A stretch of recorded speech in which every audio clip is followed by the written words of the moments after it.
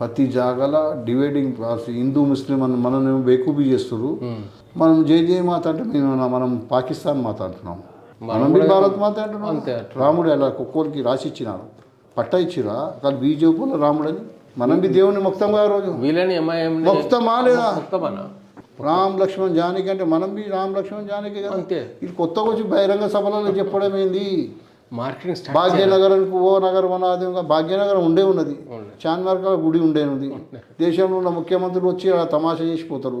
హిందూ వచ్చే ఎలక్షన్ రాగానే ఇవన్నీ మనం డెవలప్మెంట్ చేసినవన్నీ కుప్పగూల్చి పడేస్తాడు. వాడు వచ్చి అసదుద్దీన్ ఓవైసీ వచ్చి బీజేపీ అని తిడతాడు, రాముని తిడతాడు. వాడు వచ్చి అల్లాని తిడతాడు. పూణే కబరస్థాన్ దారుసలామే గుజ్జాత ఉంటాడు. ఈడు ఎన్టీ రామారావు సమాధి ఇవన్నీ చేసి పిల్లలను లేత పిల్లలు ఓటింగ్ ఉన్నారు వాళ్ళందరూ పాగాలు పనిచేస్తారు.